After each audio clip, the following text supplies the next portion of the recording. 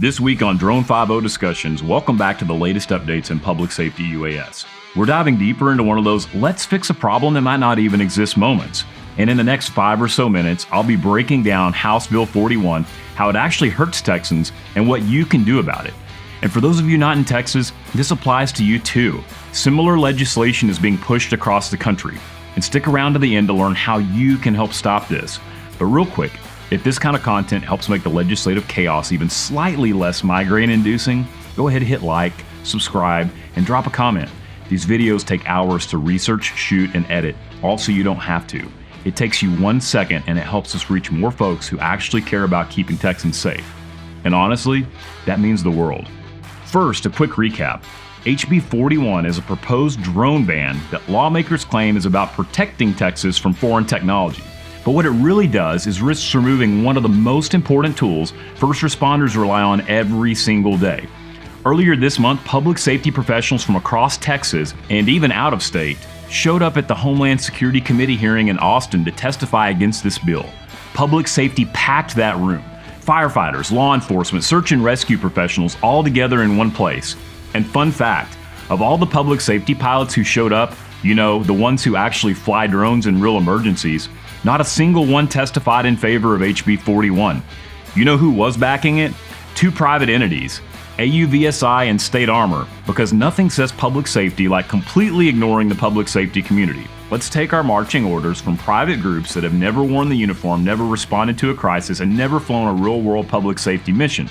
That's who lawmakers should be listening to, right? Let's be honest. House Bill 41 doesn't protect Texans, it puts them at risk. Slower response times, greater danger, more lives on the line, and for what exactly? This isn't just about police. It affects firefighters, game wardens, emergency managers, water departments, public works, every single agency that uses drones to protect and serve. The list goes on and the consequences are real. Meanwhile, AUVSI, an advocacy group that somehow forgot to advocate for public safety, joins entities like State Armor to push policies with seemingly zero first-hand understanding of how this equipment's used or what's truly at stake.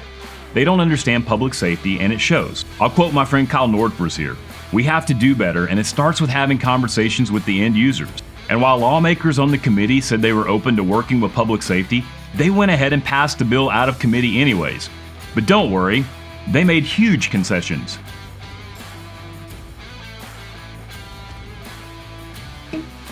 They pushed the acquisition cutoff back a whopping 3 months and extended the never use it again deadline by 1 year. So clearly they really listened to public safety's concerns, just not enough to actually change anything meaningful. So now it moves forward and the threat to your community is becoming real. Let's talk about the why. Some supporters of the ban point to an old memo, a Department of Homeland Security alert from years ago, warning that Chinese drones could pose a threat. Meanwhile, multiple independent cybersecurity audits have found no data leaks from the platforms that are most commonly utilized by public safety. I'll link some of these audits in the description below for you to check out yourself.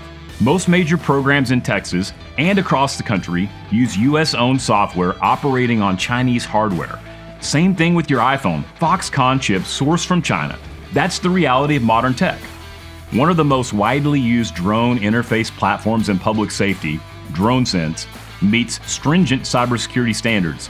SOC 2 Type 2, FIPS, and their TexRAMP certs are pending. It runs on US-based servers, uses secure applications, and monitors comms in real time. But back on topic, here's where the drone ban logic really falls apart.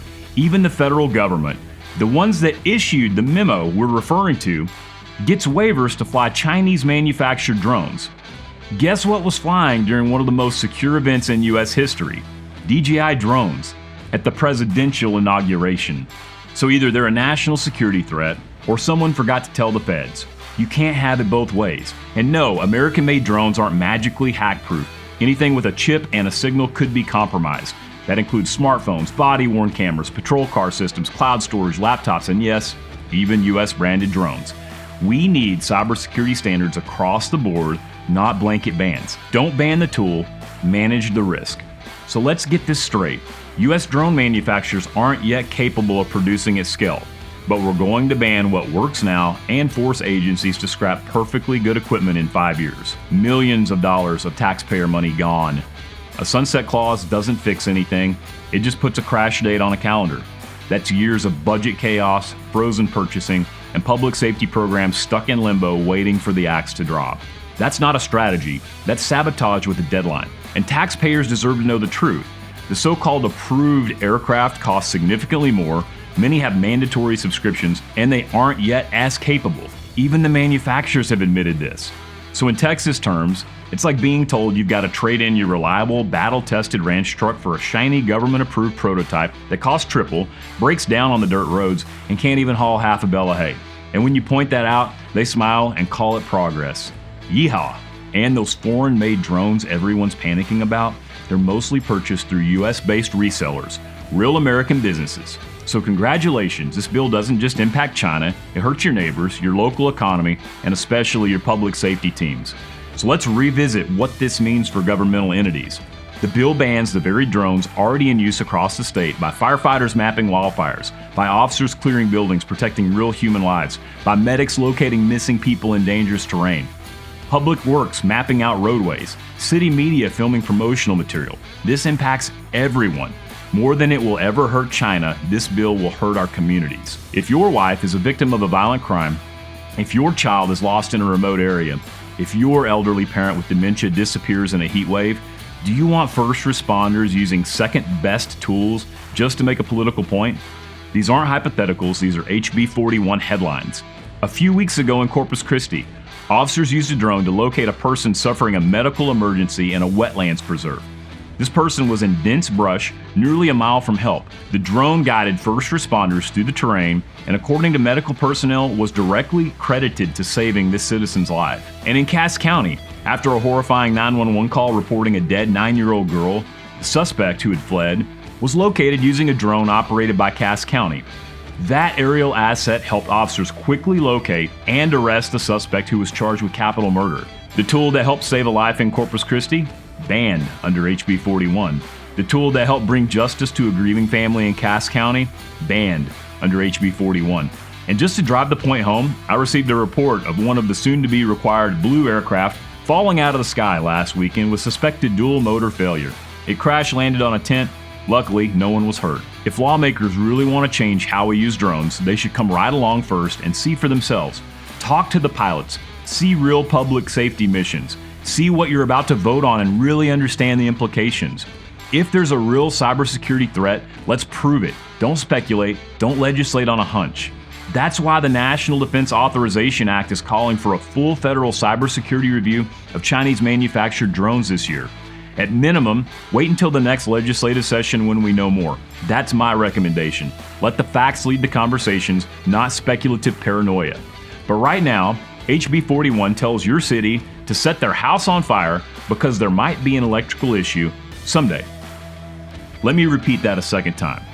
Lawmakers are asking Texas heroes to burn their equipment to the ground on a time delay because it could pose a cybersecurity threat.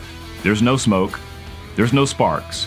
That's HB 41 logic, even though all the recent third-party audits have found no data concerns. We discussed options to mitigate the risks at the committee hearing, but this bill skips the fire extinguisher and heads straight for the gasoline. So what's next? HB 41 has made it through the committee. That's just the warm-up lap at the rodeo. The bull is still in the chute, but it's ready to buck. Before it reaches the House floor, it has to survive the House Calendars Committee, the gatekeepers who decide if and when it gets a shot at a full vote.